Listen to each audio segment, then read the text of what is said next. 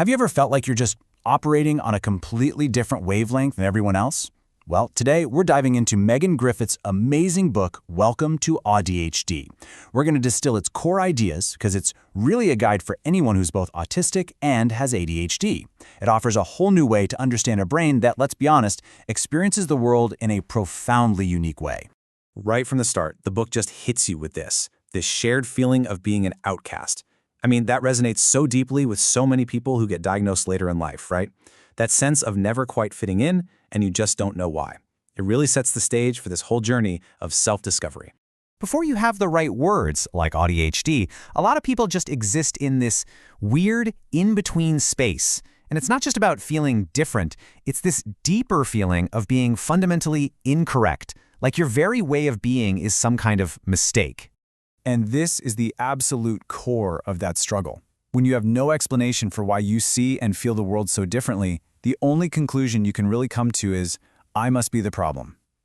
The book does such a great job of validating that incredibly isolating experience and then offers a totally new perspective. So what happens when you finally get a diagnosis, but it still doesn't quite click? Well, the book argues that the traditional way we even talk about autism and ADHD is a huge part of the problem. It can actually lead to more confusion and even a serious case of imposter syndrome. You know, if you look at the official diagnostic stuff, like in the DSM, it's often so cold and clinical. It's written from an external point of view, basically describing how AUHD looks to an outsider, not how it actually feels on the inside. So, of course, it's going to be incredibly hard to see yourself in those descriptions. And this right here is the book's central mission. It's about creating a new framework that's actually based on lived experience.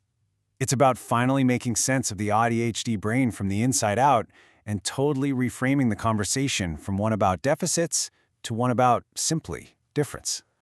Okay, so this new framework, it starts with a really simple but powerful idea. Let's separate how your brain takes in the world from how it responds. And first up is what the book calls input, the way you process absolutely everything around you. And we're not talking about a minor difference here. This is a fundamental ground-up shift in processing. For the AuDHD brain, all these things, sensory, emotional, cognitive experiences, they're not in separate little boxes. They're all constantly overflowing into each other. Just think about it with these examples. An intense sensory experience, like a really loud room, might trigger an equally intense emotional one. Or maybe noticing every single tiny detail in a conversation leads to total cognitive overwhelm. It's like experiencing the world with the volume cranked all the way up, all the time. Okay, so if the brain's input system is that unique, it only makes sense that its output, the behaviors and responses that come from it, is going to be unique too. This is a total game changer.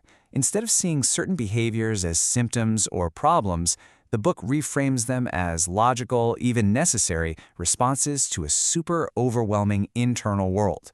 They're not character flaws, they're coping mechanisms. So that stimming? It isn't random. It's a way to regulate a nervous system that's under a ton of stress. And meltdowns, they're not tantrums. They are what happens when that system gets pushed way past its breaking point. Every single one of these outputs is a form of expression or even survival for an AuDHD brain. This comparison is just brilliant because it shows why the AuDHD lens is so important. An autistic special interest can be this deep, lifelong dive. An ADHD hyperfixation is just as intense, but it might be more short-lived. Someone who's AuDHD gets to experience both, which gives them this really cool pattern of deep expertise mixed with passionate but fleeting curiosities. So after deconstructing all those old, frustrating models and building this new one, the book brings it all together with this really powerful message of validation and, belonging. I mean, that's the feeling of coming home, isn't it? It's that massive shift from feeling wrong your whole life to finally understanding that you were never broken. You were just living in a world that wasn't built for your particular operating system. You weren't wrong. You were AuDHD. I absolutely love this metaphor. The goal isn't to fix anything at all. It's about holding up a mirror, or a disco ball, that reflects the unique, brilliant light that was always there.